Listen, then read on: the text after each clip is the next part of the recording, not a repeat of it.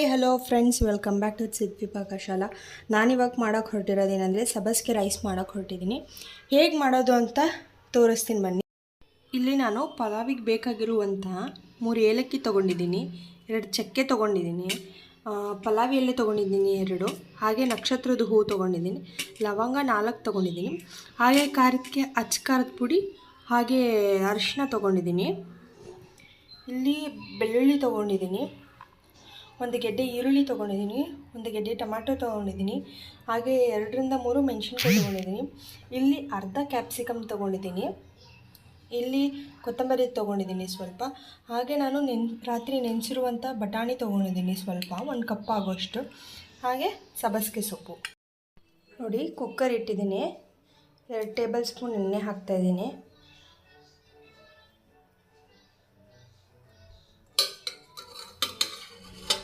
ಪಲಾವ್ ಎಲೆ, ಚಕ್ಕೆ, ಲವಂಗ ಎಲ್ಲ ಹಾಕ್ತಾಯಿದ್ದೀನಿ.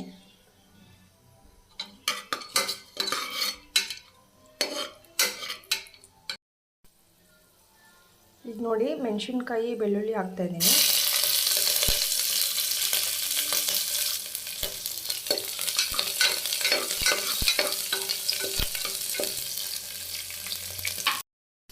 ಹಾಗೆ ಈರುಳ್ಳಿನೂ ಹಾಕ್ತಾಯಿದ್ದೀನಿ.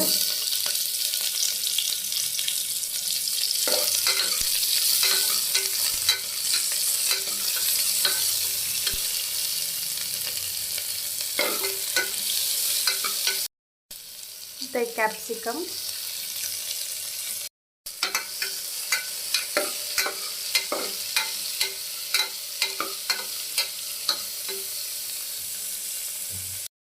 ಹಾಗೆ ಟೊಮ್ಯಾಟೊ,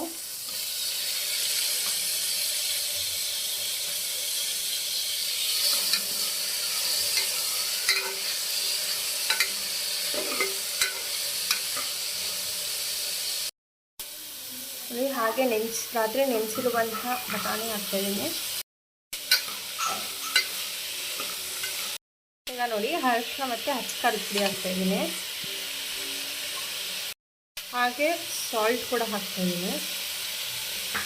ಹಾಕಿ ಚೆನ್ನಾಗಿ ಮಿಕ್ಸ್ ಮಾಡ್ಕೊಳ್ಳೋಣ. ಈ ಥರ ಸಬ್ಬಸಿಗೆ ಸೊಪ್ಪು ರೈಸ್ ಮಾಡಿಕೊಂಡ್ರೆ ತುಂಬಾ ಚೆನ್ನಾಗಿರುತ್ತೆ. ಮಕ್ಕಳು ಸ್ವಲ್ಪ ಜನ ಸಬ್ಬಸಿಗೆ ತಿನ್ನಲ್ಲ ಅಂತ ಹಠ ಮಾಡ್ತಾರೆ. ಈ ಥರ ರೈಸ್ ಮಾಡ್ಕೊಂಡು ಕೊಟ್ಟರೆ ತುಂಬ ಚೆನ್ನಾಗಿರುತ್ತೆ. ಮಾರ್ನಿಂಗ್ ಟಿಫನಿಗೆ ಕೂಡ ತುಂಬ ಚೆನ್ನಾಗಿರುತ್ತೆ. ಈಗ ಫೈನಲ್ಲಾಗಿ ಸಬ್ಬಸಿಗೆ ಸೊಪ್ಪು ಹಾಕೊಂಡು ನೀಟಾಗಿ ತೊಳೆದು ಹೆಚ್ಕೊಂಡಿದ್ದೀನಿ ಸಬ್ಬಸಿಗೆ ಸೊಪ್ಪನ್ನ. ನೋಡಿ, ನಾನು ಈ ಥರ ಲೋಟದಲ್ಲಿ 1 ಕಪ್ ಅಕ್ಕಿ ತೊಗೊಂಡಿದ್ದೀನಿ.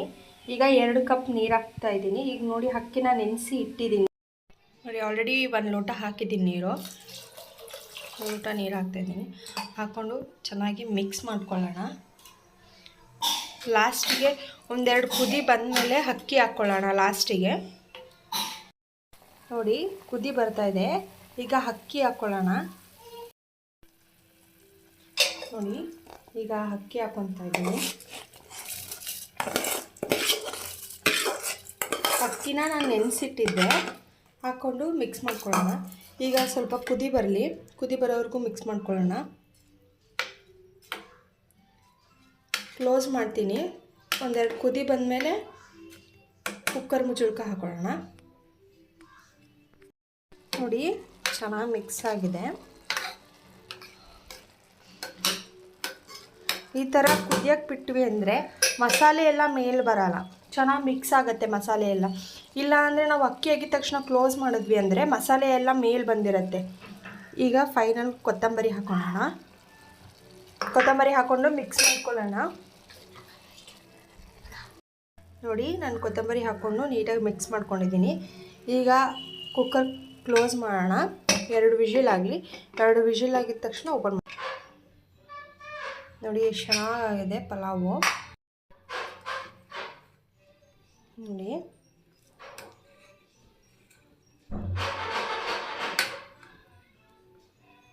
ಚೆನ್ನಾಗಾಗಿದೆ. ಈ ಥರ ಸಬ್ಬಸಿಗೆ ರೈಸ್ ಮಾಡಿಕೊಂಡ್ರೆ ಎಲ್ಲರೂ ತುಂಬ ಇಷ್ಟಪಟ್ಟು ತಿಂತಾರೆ.